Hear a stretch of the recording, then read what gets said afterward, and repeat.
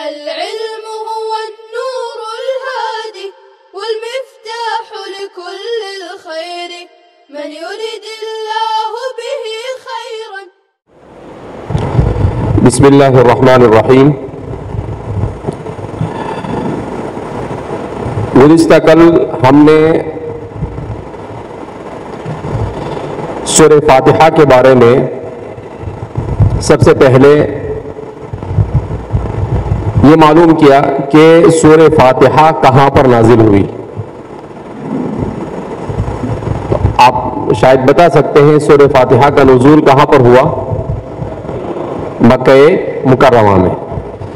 دوسرے نمبر پر آپ کو سورہ فاتحہ کے تقریباً 7 نام بتلائے گئے، اس لیے کہ انسان کی فطرت، اس کا نیچر، اس کی طبیعت کچھ ایسی ہے کہ اس کو کسی بھی چیز کو جاننے سے، اس کی حقیقت سے واقف، اس کی ریئلٹی سے واقف ہونے سے پہلے وہ اس کا نام جاننا چاہتا ہے.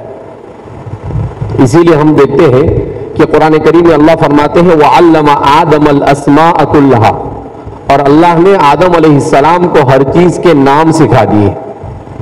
ہم کسی سے ملتے ہیں تو سب سے پہلے کیا پوچھتے ہیں؟ What is your name? آپ کا نام کیا ہے؟ انسان کوئی بھی چیز ہاتھ میں لیتا ہے تو کہتا ہے کہ بھئی یہ کیا ہے، اس کو کیا بولتے ہیں؟ تو یہ انسان کے نیچر، انسان کی فطرت میں اللہ رب العزت نے ایسا رکھا ہے. اسی لیے سب سے پہلے ہمارے اور آپ کے جد امجد اسلامی نقطہ نظر سے یہ حضرت آدم علیہ السلام ہے. تو حضرت آدم علیہ السلام کو اللہ نے یہی سکھایا. اسی لیے ہم بھی دیکھتے ہیں کہ ہمارے نیچر میں بھی یہی ہے کہ کوئی بھی چیز جہاں انسان کی پہلی نظر پڑتی ہے تو سب سے پہلے اس کے ذہن میں جو سوال، جو کوشچن آتا ہے وہ کیا آتا ہے؟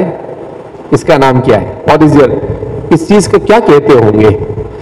تو اس لیے اس سورت کے نام بتلائے گئے کہ اس سورت کے نام، میں نے آپ سے کہا کہ بہت سارے نام ہیں، لیکن اس کے جو مشہور نام ہیں ان ناموں میں سے 7 نام آپ کے سامنے بتلائے گئے کہ اس سورت کو بہت ناموں سے یاد کیا جاتا ہے، مگر اس کو سورۃ الفاتحہ کہا جاتا ہے، اسے ام الکتاب کہا جاتا ہے، اسے ام القرآن کہا جاتا ہے، اسے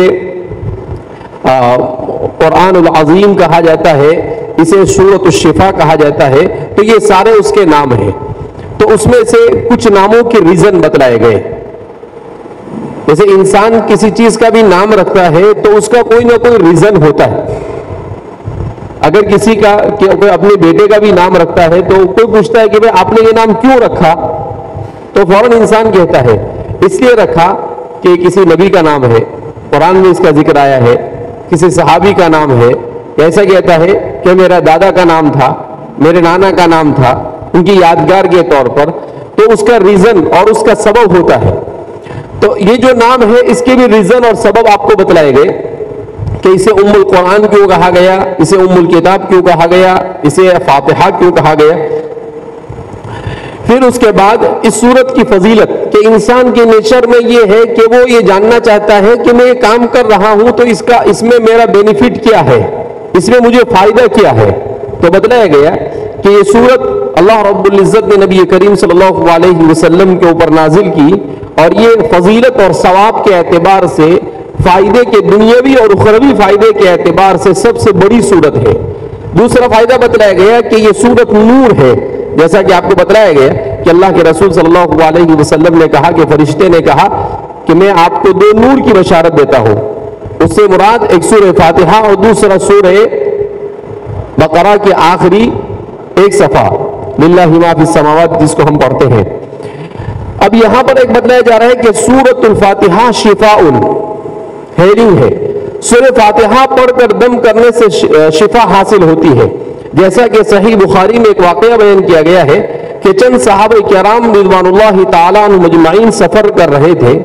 راستے میں کہیں پر انہوں نے پڑاؤ ڈالا. اس بستی کے سردار کو سانپ نے کاٹ لیا تھا اور وہ بہت ہی زیادہ پریشانی کی حالت میں تھا. چنانچہ وہ لوگ صحابہ کرام رضوان اللہ تعالیٰ عنہ مجمعین کے پاس آئے اور کہا کہ آپ میں سے کوئی دم کرنے والا ہے؟ ایک صحابی نے ان کو سورہ فاتحہ پڑھ کر دم کر دیا. اس کے نتیجے میں وہ اچھا ہو گیا. پھر نبی کریم صلی اللہ علیہ وسلم کے پاس آ کر قصہ سنایا تو آپ صلی اللہ علیہ وسلم نے ارشاد فرمایا وما یدریک انہا رقیۃ، آپ کو کیسے پتا کہ یہ بھی ایک دم کرنے کی چیز ہے؟ پھر آپ صلی اللہ علیہ وسلم نے ارشاد فرمایا قد اصبتم، کہ تم نے بہت ٹھیک کیا۔ تو یہ ایک واقعہ ہے، واقعہ سے بیان کیا جاتا ہے کہ حضرات صحابہ کی ایک جماعت سفر پر تھی، تو وہ ایک گاؤں میں پہنچے۔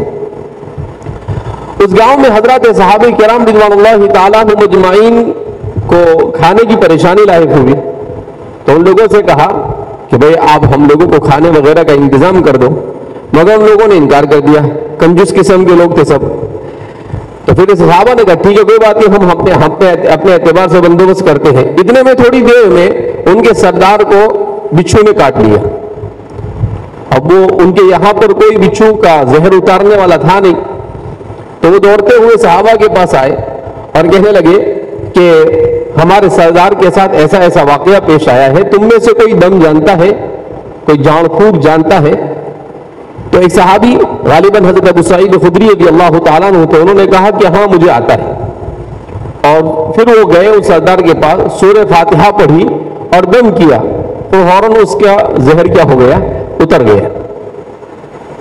جب آپ صلی اللہ علیہ وسلم کی خدمت میں آئے تو انہوں نے قصہ بیان کیا کہ اللہ کے رسول صلی اللہ علیہ وسلم میں ایسا ایسا قصہ پیش آیا اور ہم نے ایسا کیا۔ تو حضور نے کہا کمال ہے، تمہیں کیسے پتا چلا کہ اس صورت میں شفا ہے؟ تو صحابی کہتے ہیں کہ سورت کے مضامین، چونکہ وہ عرب تھے، اس کے مضامین کو پڑھ کر مجھے ہوا کہ اتنی بابرکت باتیں اس میں بیان کی گئی ہے، اس سے اچھا ہی ہو جاتا ہوگا۔ تو یہ کہہ کر میں نے کیا کر دیا، سورہ فاتحہ پڑھ کر دم کر دیا، اور دم کر دیا اور اس کا دم اچھا ہو گیا۔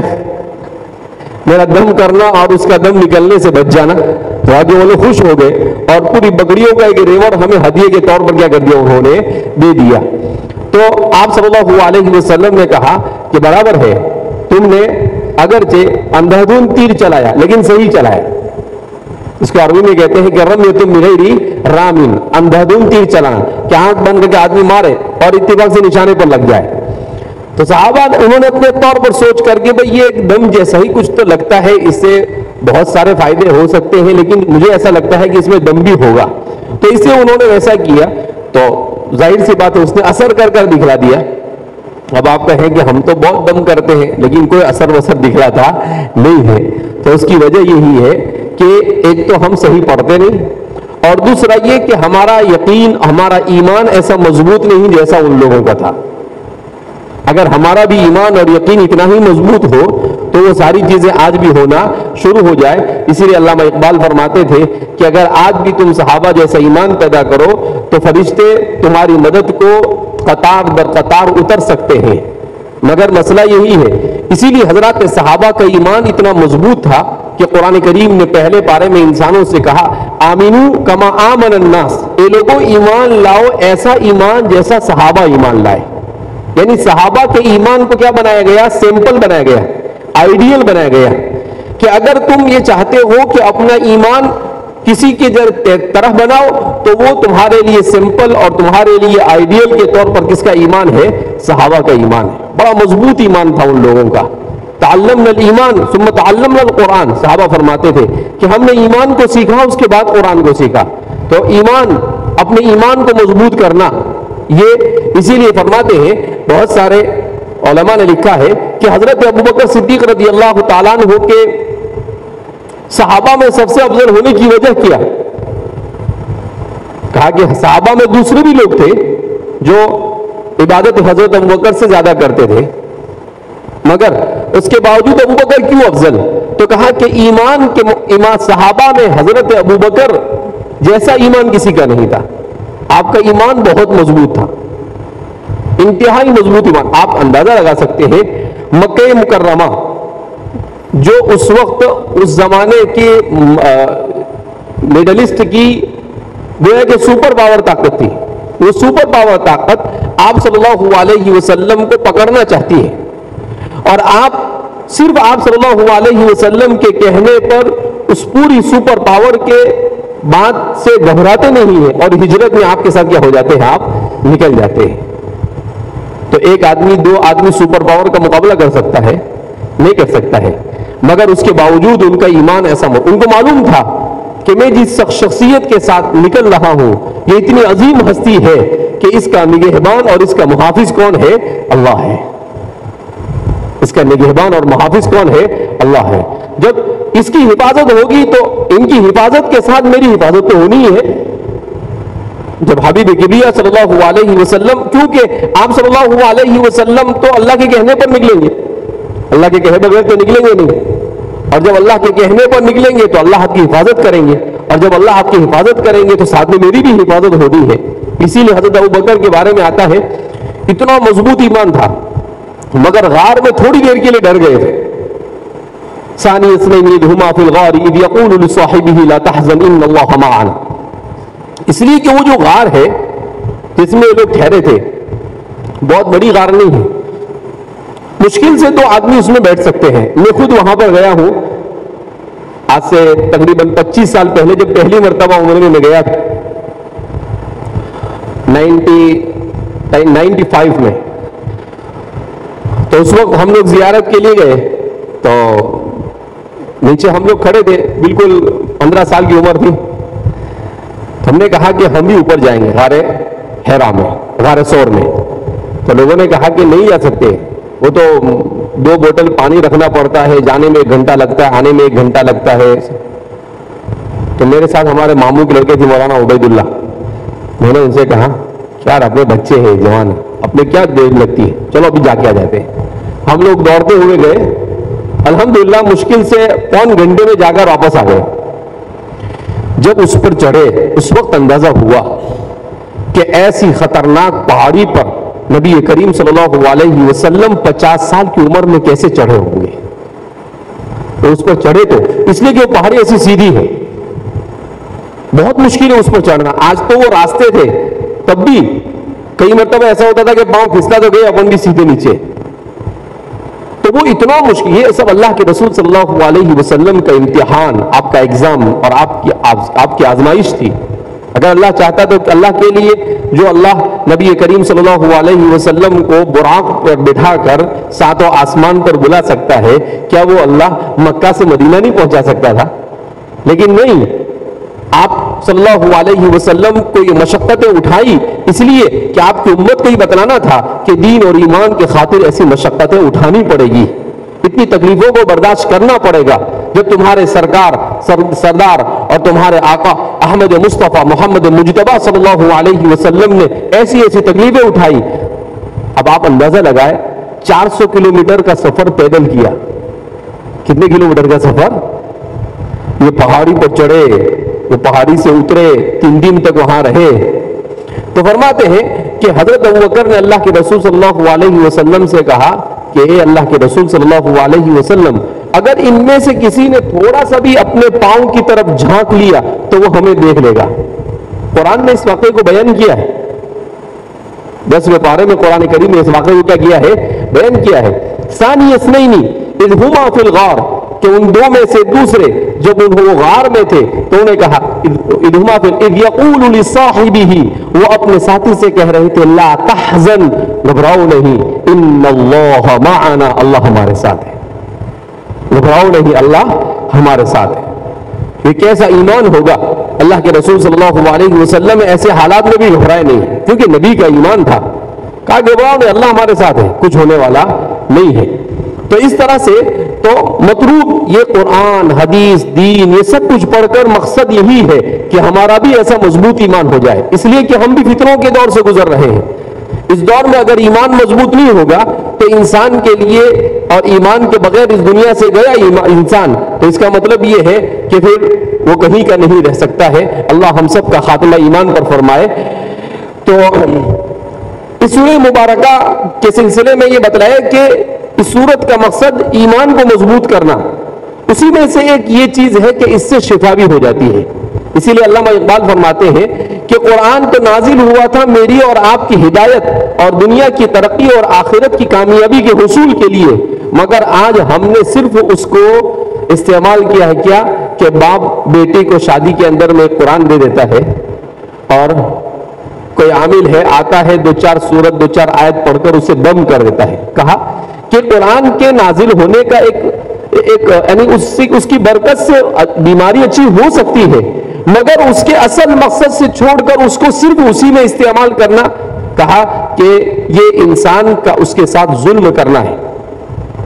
اللہ کے رسول صلی اللہ علیہ وسلم نے جب قرآن کی دعوت دی مکہ مکرمہ میں، اور وہ مکہ والے تیار نہیں ہوئے اس کو قبول کرنے کے لیے، تو قرآن اللہ کے رسول صلی اللہ علیہ وسلم نے شکایت کی، قرآن نے اس کو بیان کیا، ان قوم اتخذوا هذا القرآن مہجورا۔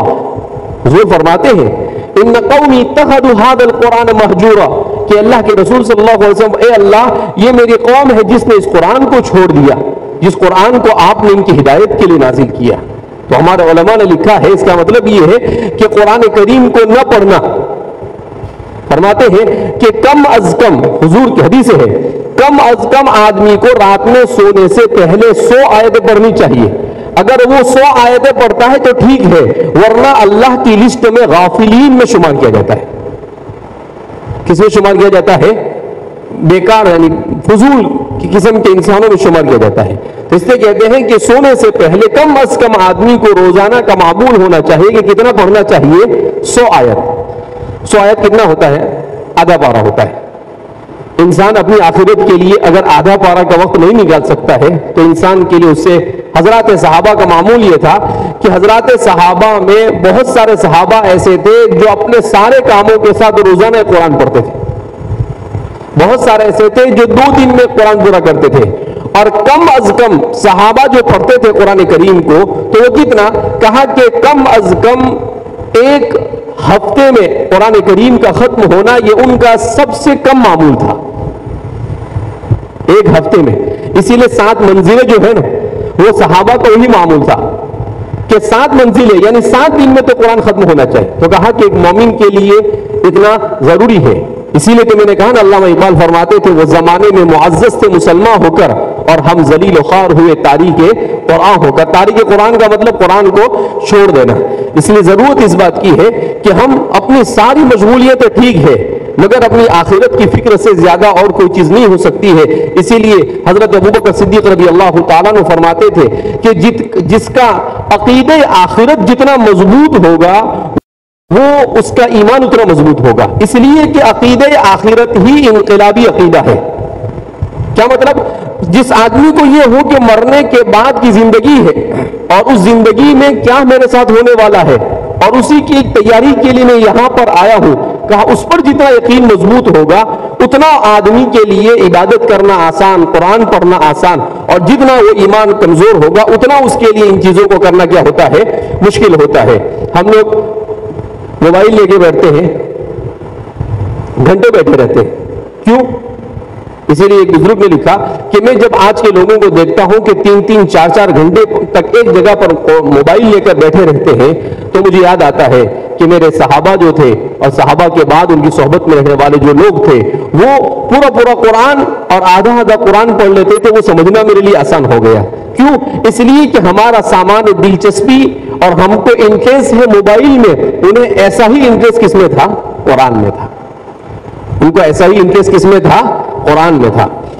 تو اس لیے اب سورہ فاتحہ کے بارے میں ساری چیزیں معلوم کرنے کے بعد ہم آئیے سورہ فاتحہ کے بارے میں معلوم کرتے ہیں کہ سورۃ الفاتحہ میں کون سے مضامین بیان کیے گئے، یعنی اس کے ٹاپکس کیا کیا ہے، کن کن ٹاپکس کے اوپر سورہ فاتحہ بالکل اشارہ کر دیتا ہے، ایک سگنل دے دیتا ہے، اور پھر اس کے اندر میں اس کی تفصیل کو قرآن کریم کو بیان کیا جاتا ہے۔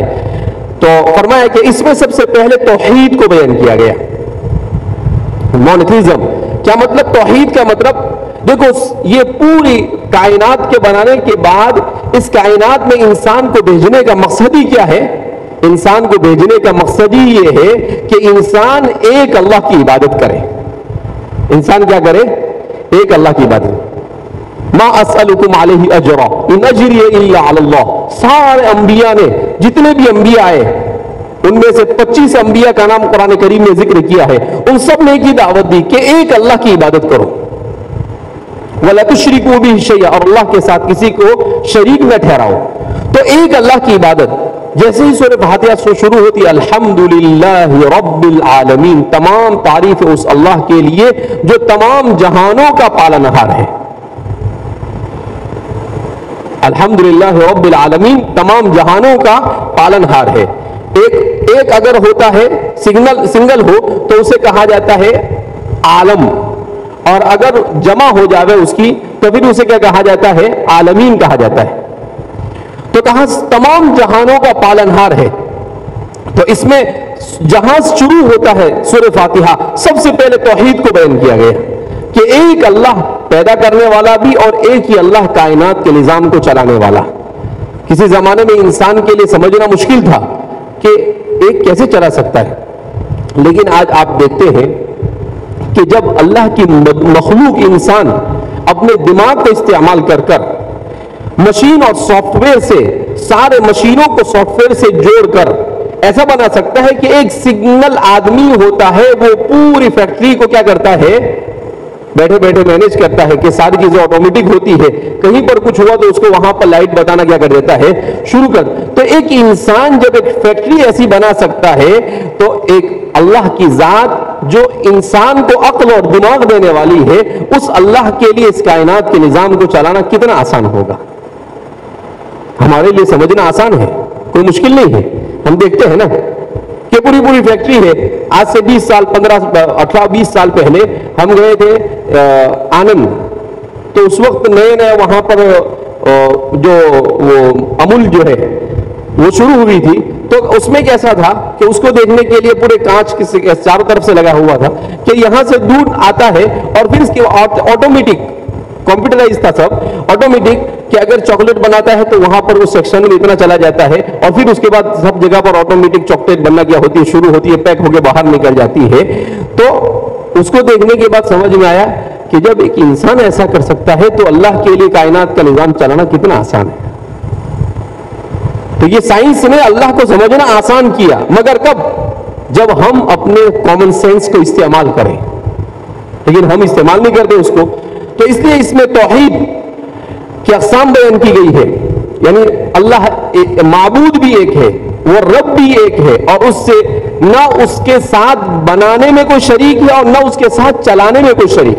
اللہ کو کسی کی مدد کی ضرورت نہیں, اللہ کو کسی کا سپورٹ نہیں چاہیے, بغیر سپورٹ کے وہ چلا رہا ہے. اسی لیے آپ دیکھتے ہیں نا آیت الکرسی, اللہ لا الہ الا هو الحی القیوم, وہ پوری آیت الکرسی میں کیا ہے؟ اللہ کا تعارف ہے, اللہ کی حقیقت کو بیان کیا گیا ہے. انشاءاللہ اس کو بھی ہم سمجھیں گے تفصیل کے ساتھ. اور اس میں اللہ کی صفت کمال کی وضاحت ہے, اور سب سے زیادہ عمدہ اور فائدہ مند دعائیں بھی بیان کی گئی ہے. تو دیکھو, سب سے پہلے اس سورہ مبارکہ میں اللہ کی وحدانیت کو بیان کیا گیا. اس کے بعد الرحمن الرحیم, وہ مہربان ہے. اللہ کی مہربانی ہے تو یہ دنیا کا نظام چل رہا ہے. اگر اللہ مہربان نہ ہو تو یہ دنیا کا نظام چل بھی نہیں سکتا ہے. قرآن کریم میں خود اللہ بیان کرتے ہیں وَلَوْ يُؤَاخِذُ اللَّهُ النَّاسَ بِمَا كَسَبُوا مَا تَرَكَ عَلَى ظَهْرِهَا مِن دَابَّةٍ, اگر اللہ انسان کے گناہ پر آن دا اسپاٹ اس کی گرفت شروع کر دے, اس کے گناہ پر وہیں پر اس کو سزا دینا اور اس کو پنشمنٹ دینا شروع کر دے, تو اللہ کیا فرماتے ہیں؟ مَا تَرَكَ عَلَى ظَهْرِهَا مِن دَابَّةٍ, اس زمین پر ایک رینگتا ہوا اور چلتا ہوا جانور بھی واقع نہیں رہ سکتا ہے. قرآن جائیے اللہ کی کتاب پر, اللہ کیا فرماتے ہیں؟ مَا تَرَكَ عَلَى ظَهْرِهَا مِن دَابَّةٍ, دابا کہتے ہیں ہر چلنے پھرنے والے جانور کو. اس میں کیڑے مکوڑے, گائے بھینس بکریاں, جتنی بھی جاندار ساری چیزیں اس میں آ گئی. تو اللہ نے ایسا نہیں کہا مَا تَرَكَ عَلَى ظَهْرِهَا مِن إِنسَانٍ, کہ ایک انسان بھی نہیں کہا, ایک جانور. کیا مطلب؟ کہ انسان جو گناہ کرتا ہے اس کے گناہ کا وبال انسان پر تو پڑتا ہی ہے, مگر چونکہ پوری کائنات کی ہر چیز کو انسان کے لیے بنائی گئی تو اس کے گناہ کا وبال ان چیزوں پر بھی پڑتا ہے. تو اللہ فرماتے ہیں کہ اگر اللہ انسان کو آن دا اسپاٹ پنشمنٹ دینا شروع کر دے, اس کی گرفت کرنا شروع کر دے, تو میری اور آپ کی رواری بھی نہیں آئی ہوتی, یہ دنیا کب سے کیا ہو چکی ہوتی؟ ختم ہو چکی ہوتی. مگر اللہ فرماتے ہیں رحمان ہے, اللہ ڈیل لیتے ہیں. نملی لہم, ہم ڈیل لیتے ہیں. ثم کیدی متین, پھر جب ہم رسی کو کھینچتے ہیں تو ہم سے زیادہ کھینچنے والا اور کوئی ہوتا نہیں. جب پکڑنے پر آتا, اللہ کی گرفت میں جب آتا ہے, فرعون بھی اللہ کی گرفت میں آیا تو پھر ڈوبنے لگا. جب ڈوبنے لگا تو کیا کہتا ہے؟ آمنت بربی موسیٰ و ہارون, کہ میں موسیٰ اور ہارون کے رب پر ایمان لایا, مگر اس کے ایمان کو قبول کیا گیا نہیں. تو اس لیے اس میں اس کو بیان کیا گیا. اسی طریقے سے ایاک نعبد و ایاک نستعین میں اس میں بھی بیان کیا کہ بھئی عبادت اللہ کے علاوہ کسی اور کی نہیں کی جا سکتی. ایک اللہ کی عبادت ہوگی اور کسی کی عبادت کی جائے گی نہیں. اور اس کے بعد دعا سکھائی گئی. تو اس میں دو چیزیں اللہ نے بتلائی. ایک تو یہ کہ انسان یہ سمجھ لے گے کہ کائنات کا نظام کا بنانے والا اور چلانے والا اللہ. دوسرا اللہ مہربانی کے ساتھ اس نظام کو چلا رہا ہے. اور تیسرے نمبر پر انسان کو بنایا کہ یہ انسان کو مانگنا ہے تو صرف اللہ سے مانگے, عبادت کرنا ہے تو صرف اللہ کی عبادت کرے. اور انسان دنیا میں اسباب اختیار کرنے کے بعد بھی کچھ بس نہ چلے تو اب وہ اللہ کی طرف رجوع ہو. اہدنا الصراط المستقیم, کہ اللہ تو مجھے سیدھے راستے کی ہدایت دے. دعا کا اہتمام کرے. تو اس طرح سے اس سورہ مبارکہ میں یہ ٹاپک بیان کیے گئے کہ ایک اللہ کا تعارف کروایا گیا, اور اس کے بعد اللہ کائنات کے نظام کو مہربانی سے چلا رہا ہے اسے بتلایا گیا. پھر انسان کو کہا گیا کہ اللہ کے علاوہ کسی اور کے سامنے جھکنے کی ضرورت نہیں ہے. اور پھر اس کے بعد بتلایا گیا کہ انسان اللہ سے دعا کرے اور اللہ ہی سے ہدایت مانگے. اب یہاں پر ہم سورہ فاتحہ کا ترجمہ معلوم کر لیتے ہیں. کلمات کے معنی اور مطلب. بسم اللہ, میں اپنی تلاوت کو اللہ کے نام سے مدد طلب کرتے ہوئے شروع کرتا ہوں. میں اپنی تلاوت کو اللہ کے نام سے مدد طلب کرتے ہوئے شروع کرتا ہوں. دیکھو بسم اللہ جو ہے یہ بہت امپورٹنٹ چیز ہے, آج ہماری زندگی میں نہیں رہا. حدیث پاک میں اللہ کے رسول صلی اللہ علیہ وسلم نے ارشاد فرمایا کل امر ذی بال لم یبدأ ببسم اللہ فهو اخطأ. ہر وہ بھاری کام جو وہ شروع کیا جاوے اور اس میں شروع میں اللہ کا نام نہ لیا جاوے تو وہ ادھورا رہتا ہے. ہم اپنے سارے کام بغیر بسم اللہ کے کرتے ہیں, اسی لیے ہمارے زیادہ تر کام ہوتے بھی نہیں. تو انسان کو بسم اللہ کا عادی ہونا چاہیے. کیوں؟ اس لیے کہ اللہ کے نام سے شروع کرنا. اللہ کے رسول پر جب پہلی وحی نازل کیا کہ اقرأ بسم ربک الذی, پڑھیے اس اللہ کے نام سے جس نے پیدا کیا. پڑھیے اس اللہ کے نام سے جس نے کیا کیا ہے, پیدا کیا. تو کہاں بسم اللہ. آپ کو حیرت ہوگی کہ ابھی 2-4 سال پہلے کیا کہتے ہیں جاپان وغیرہ کے سائنسدانوں کی ایک ٹیم نے ریسرچ کیا. کس کے اوپر؟ بسم اللہ پر ریسرچ کیا کہ بھئی یہ ان کے پروفیٹ ہمیشہ کہتے ہیں بسم اللہ سے شروع کرو, تو ذرا اس پر ریسرچ کریں.